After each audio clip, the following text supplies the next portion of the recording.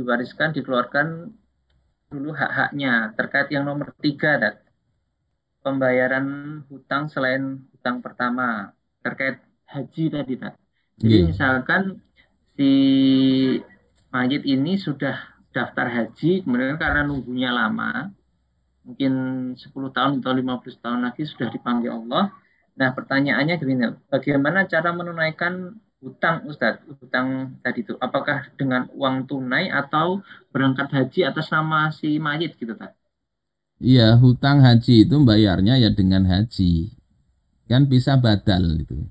Bisa kita upah orang untuk berhaji atas nama orang tua kita, bisa.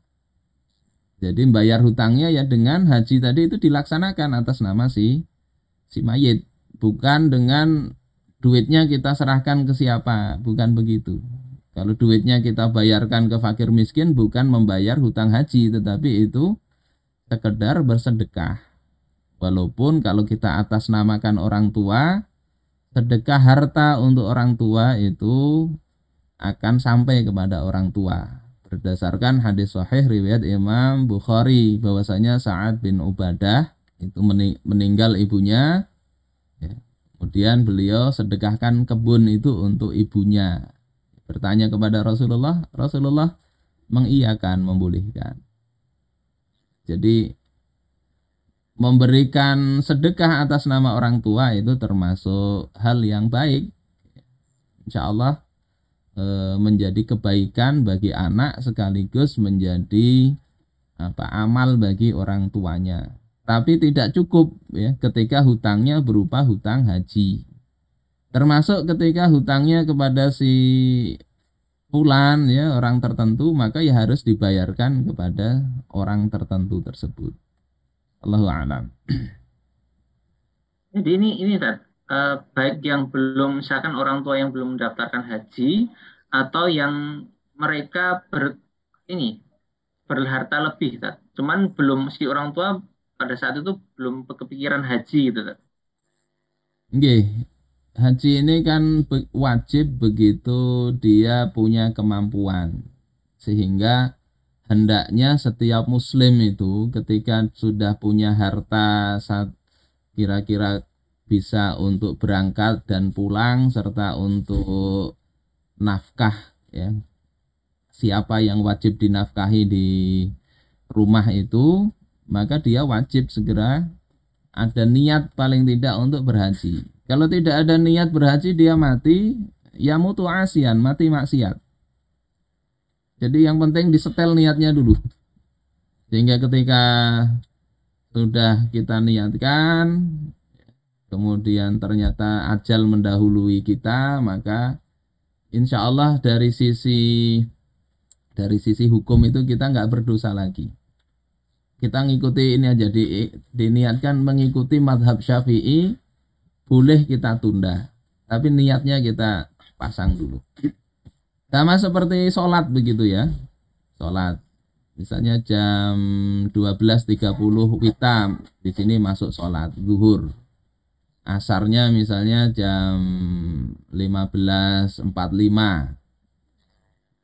Jadi ketika masuk waktu sholat itu kan tidak segera kita wajib saat itu fauron langsung sholat, tidak. Itu waktunya muasa, luas. Artinya jam 12.30 boleh dia lakukan jam itu, boleh juga dia lakukan jam 2 misalnya, jam 3 sore untuk sholat zuhur. Tetapi yang pasti dia ketika ada masuk waktu dia harus punya azam untuk sholat. Ketika dia tidak ada keinginan untuk sholat, ternyata mati jam 2, ini mati maksiat dia. Karena apa? Dia nggak ada keinginan untuk sholat. Tapi ketika dia ada keinginan untuk sholat, tapi dia ada pekerjaan tadi, ternyata jam 2 mati belum sholat zuhur, maka dia tidak terhitung orang yang melalaikan sholat. Tidak. Ya Allah begitu. Haji juga begitu. Makanya kalau sudah ada harta itu segera diniatkan. Kita punya azam untuk berhaji. Kalau di mazhab Syafi'i itu punya harta itu termasuk seandainya dia harus menjual kebunnya, itu dihitung punya kecukupan harta. Walaupun setelah pulang haji jadi fakir. Jadi nggak apa-apa, itu termasuk dikatakan punya kemampuan. Kita ini kan kadang nggak, yang kita besarin mobil harus bagus dulu, rumah harus dibangun bagus dulu. Padahal haji ini kalau sudah kira-kira dikumpulkan semua harta itu cukup, berangkatlah. Orang-orang Banjar saya lihat lebih disiplin dalam hal ini. Kita lihat rumahnya nggak terlalu bagus, sudah naik haji. Namun maaf, kadang orang Jawa ini kadang lebih, karena mazhab Syafi'i, oh ini boleh nanti aja, akhirnya diperbesar, akhirnya bangkrut. Ketika bangkrut dia tetap punya hutang haji itu ya, dia tetap punya hutang haji. Jadi harus punya punya prioritas di dalam amal itu. Insya Allah begitu. Terus bagaimana kalau orang tua kita dulu kok begitu? Sudah ada harta sawah banyak, ini banyak, gak mau jual untuk naik haji. Padahal dijual separuh misalnya sudah cukup untuk haji. Dia nggak jatuh miskin juga. Dan insya Allah pulang haji itu juga nggak ada jatuh miskin. Kalau seperti itu, ya kita mungkin berprasangka, mungkin nggak ngerti lah. Kita mohonkan ampun saja banyak-banyak kepada kedua orang tua kita. Adapun nanti kita menghajikan orang tua kita, nah di situ kalau orang tua nggak punya niat itu memang ada ikhtilaf. Sebagian membolehkan, sebagian menyatakan oh itu tidak disyariatkan. Tapi banyak yang kemudian tetap hajikanlah. Dan kewajibannya bukan hanya haji ya, termasuk umroh 1 kali. Nah, biasanya kalau haji kan sekaligus bisa digabung dengan umroh. Insya Allah begitu Pak Taufik. Yes,